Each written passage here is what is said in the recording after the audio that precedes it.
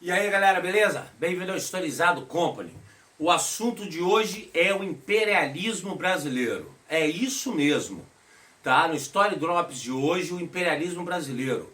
Ora, professor Revson, o Brasil é um país imperialista e muito. Não é à toa que é uma potência emergente, tá? Nós vamos entender esse imperialismo nosso justamente a partir dos presidentes pós-ditadura, tá ok? Os feitos importantes e o novo modelo neoliberal que levou o país a ter administradores que faziam com que a nação se tornasse imperialista, sabe? Parecendo que não era, tá ok? Então, por isso o Brasil andou recebendo um grande número de imigrantes de todos os lados, pois tinha-se muito emprego na nação, compreendeu? E vai ter de novo, pode deixar. A nação é uma potência sozinha por ela mesma, compreenderam? Mas vamos lá nesse Story Drops de hoje, tá? Dá seu like aí e se inscreve no canal.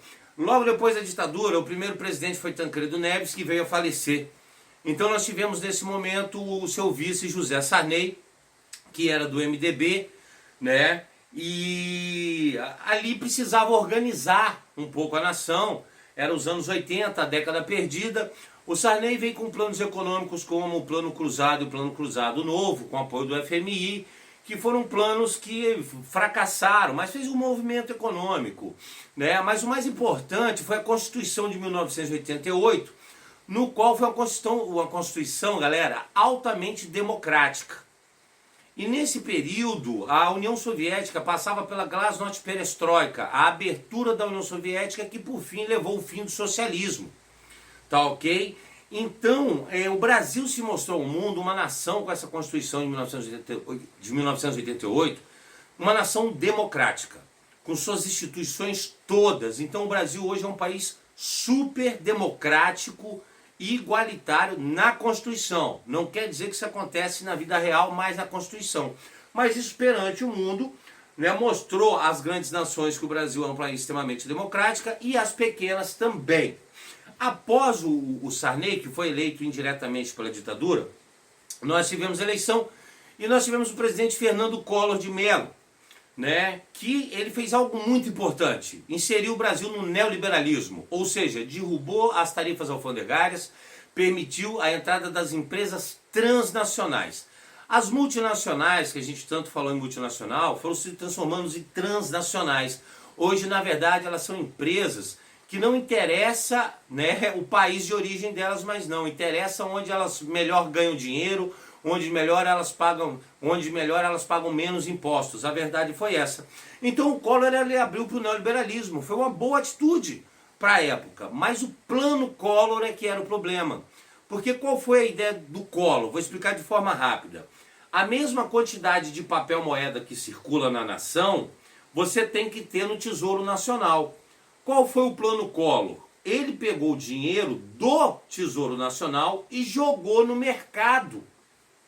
E deixou os cofres brasileiros vazios para ter dinheiro circulando. A ideia era boa, mas se as fronteiras fossem fechadas, gente.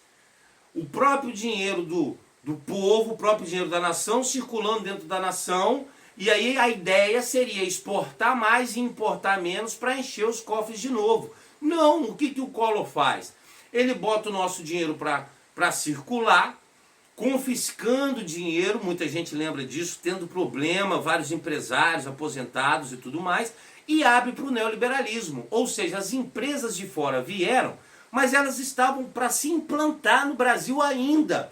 Então o cara comprava um carro, tá, um Peugeot, comprava um Renault, que vinha da França ainda ou de algum outro país que produzia, tá entendendo? E não tinha fábrica da Peugeot aqui. Ou seja, o dinheiro foi embora, o Collor gerou uma crise econômica gigantesca, além do seu processo de corrupção, o seu sofrimento de impeachment. Então o Itamar Franco subiu ao poder, mas o Brasil já tinha uma Constituição democrática e já estava aberto para o neoliberalismo, recebendo investimentos estrangeiros e indústrias interessadas em vir para cá. E no momento que uma indústria de carro vem para cá, galera, uma indústria brasileira de peça começa a produzir a peça daquele carro para vender quando quebra. Compreenderam? Isso vai crescendo a economia. Foi eleito Itamar Franco, que era um presidente inexpressivo, a verdade é essa. E aí o seu ministro da Fazenda, hoje é o Ministério da Economia, o Bolsonaro trocou para o nome de Ministério da Economia, mas era chamado ministro da Fazenda, que veio com o Plano Real. Foi um dos grandes feitos. O Fernando Henrique Cardoso é um grande estadista, não resta dúvida, um grande sociólogo, não resta dúvida, um grande governante, não resta dúvida, mesmo com suas falhas, porque governo deve ser analisado com acertos e erros.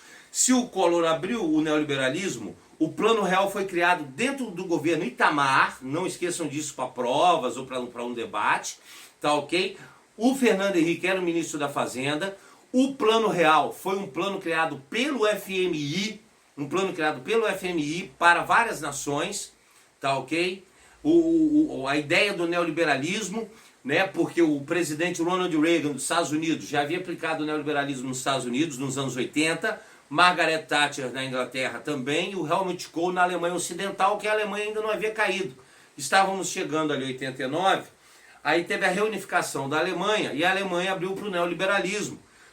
O Fernando Collor ali por volta de 94, o Fernando Henrique Cardoso por volta de 94, já pegou um neoliberalismo, e ele pegou esse plano neoliberal do FMI, criado por Milton Friedman, tá ok? Prêmio Nobel de 1977 de Economia, inclusive, e aí nesse momento ele adequou o plano que já existia do neoliberalismo ao Brasil. Foi um acerto. Foi um acerto no primeiro mandato do Fernando Henrique, vários investidores internacionais vindo para cá, indústrias vindo para cá, ao ponto de indústrias de automóveis e outras indústrias produzirem um produto aqui e exportar o produto industrializado. Ele ampliou a mecanização do campo, tornando a nossa agroindústria capaz de ser exportadora. E o Fernando Henrique, então, entre o primeiro e o segundo mandato, ele esteve bem próximo da ONU. O Brasil vai mandar tropas para o Haiti, para tomar conta das guerras no Haiti, vai mandar tropas para Timor-Leste, pela independência de Timor-Leste, que era de língua portuguesa, a independência de Timor-Leste em relação à Indonésia, vai participar de várias operações da ONU pelo mundo, tá ok? O Fernando Henrique já leva algumas das empresas brasileiras, né, para esses lugares. No segundo mandato, ele não consegue ter uma governabilidade legal, e aí vem o presidente Lula. E o presidente Lula, ele então abraça o neoliberalismo e o investimento no Brasil e o investimento para fora do Brasil de forma gigantesca. Ele leva a Petrobras para vários lugares, compra várias refinarias, explora o petróleo inteiro de Angola. Às vezes a galera fica falando que existiu a corrupção no governo Lula, né, a questão da Petrobras, e realmente, principalmente depois no governo Dilma, mas vamos devagar. Ali dentro do governo Lula, o Lula ele viajou para todo lado, tá? Tanto que a galera até brincava com o nome do avião, era o Aero Lula, né, na época. Mas ele mostrou os produtos brasileiros para o mundo inteiro. Tanto que as Havaianas é uma indústria brasileira que vende no planeta inteiro. Ele ampliou a industrialização brasileira também, igual o Fernando Henrique fez, ele ampliou e nós passamos a exportar geladeira, exportar fogão, exportar... Porque a base da nossa importação é a agricultura ainda. E o fornecimento de matéria-prima. O Brasil é um país industrializado, mas a nossa indústria ela é preparada para exportar tecnologia de matéria-prima. Tá? A gente exporta commodities e exporta agroindústria, exporta produtos, né, agrícolas. A nossa indústria é muito fraca ainda, a gente não exporta produto industrializado. Mas o Lula ele fez com que a gente conseguisse exportar automóveis, fogões, geladeiras, né? E nós tivemos algumas empresas de informática, vêm as peças de fora, mas são montadas aqui, gerando uma industrialização maior, compreenderam? E ele então leva a Petrobras para Angola, porque a gente acha que a Petrobras fica só aqui no Brasil. Não, a Petrobras ela está no Caribe, a Petrobras ela está na África, a Petrobras ela está no Extremo Oriente, ela está pelo mundo, né? E fazendo parceria com outras indústrias. Então o Brasil ele vai se tornando uma nação imperialista economicamente e uma nação imperialista militarmente. O governo Lula ele vai voltar a enriquecer urânio, começa a construção de Angra 3 e dá o resto do dinheiro para a Marinha terminar o submarino nuclear. Nós já temos 2 submarinos nucleares, a ideia é construir mais, compreenderam? E o Lula estava dando andamento até para a própria ogiva nuclear, essa é que é a verdade, mas foi descoberto pela CIA. Entenderam? Foi descoberto pela CIA. Então, como o Collor assinou o Tratado de Não Proliferação de Armas Nucleares, tá entendendo? Né? O Lula teve que mostrar que não ia desenvolver as ogivas, mais ogivas, que o Brasil tem 68 ogivas nucleares prontas, só nunca foram testadas. Compreenderam? E aí ele tornou a nação um pouco mais imperialista militarmente e imperialista economicamente pelo mundo, fazendo investimentos.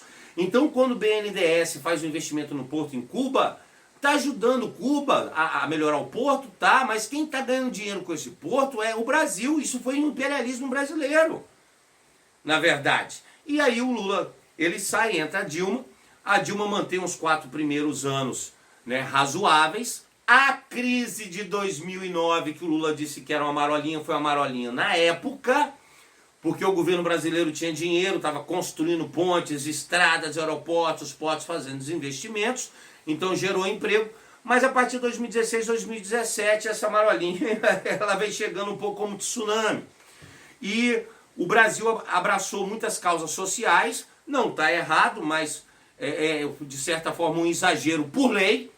Então várias questões sociais são por lei, tá entendendo? Então vale a pena, não estou dizendo que não vale, vale a pena, mas ali no governo Dilma, a partir de 2016, nós tivemos uma série de problemas econômicos, porque a economia mundial de 2009 para 2010, né, entre 2009 e 2010 até 2020, ela demora para crescer um pouco mais. E o Brasil, então, mergulha numa pequena crise.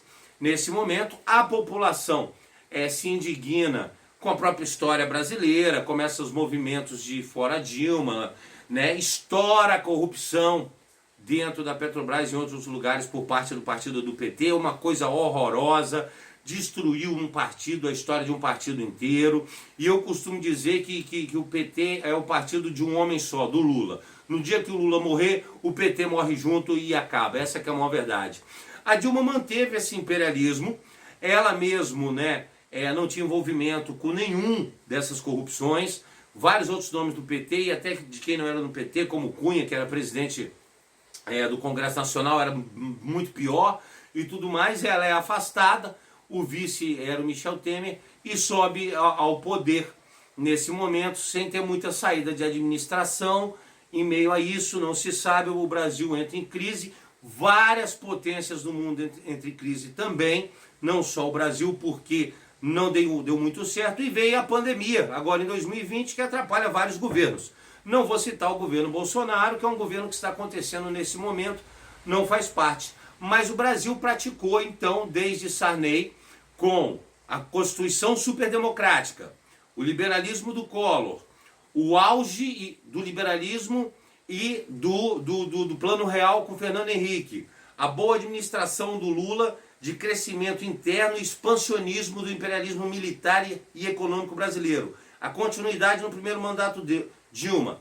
E a Dilma perde a governabilidade no seu segundo mandato e não consegue manter as questões sociais, e essa administração fazendo o povo, né, por fim, um erro dela na pedalada fiscal bota ela como impeachment. O Temer entra só para empurrar esse resto sem administração. Então esse foi o imperialismo brasileiro, e te digo mais, o Brasil ainda é uma nação imperialista. É uma nação imperialista. Tá gostando? Dá seu like aí, se inscreve no canal, mostra aos colegas esse vídeo. O Brasil ainda impera. Isso sem falar na transatlântica, que é uma construção de uma estrada do Brasil no Peru, para saída de mercadorias do Pacífico. O nosso imperialismo na Bolívia, que tanto deu problema, porque a Petrobras ela está na Bolívia, retira o gás natural todo da Bolívia, uma parte do dinheiro fica com a Petrobras. O nosso imperialismo no Paraguai. O Paraguai é quase que uma extensão brasileira, por isso o problema de contrabando, uma série de indústrias lá, de brasiguaios, coisas do tipo. O nosso imperialismo no Uruguai em relação ao turismo, tá entendendo? Né? Os nossos investimentos nas demais regiões da América do Sul aqui, tá entendendo? E as nossas relações sempre vantajosas sobre a Colômbia, sobre a Venezuela, né, o nosso exército nessas fronteiras, às vezes ultrapassa essa linha e se trata e tem relações dentro da Amazônia, da Venezuela, da Guiana, né, da Colômbia, manda e desmanda na região, compreenderam? Então o Brasil é uma nação imperialista, sim, não igual ao imperialismo norte-americano, ou britânico mais brutal, ou de repente russo. Mas o Brasil é uma nação imperialista, os nossos produtos estão pelo mundo, principalmente a agroindústria, e foi justamente nessa sequência que nós nos tornamos uma nação imperialista também no mundo. Espero que tenham gostado, porque agora vocês já ficaram historizados. Um abraço!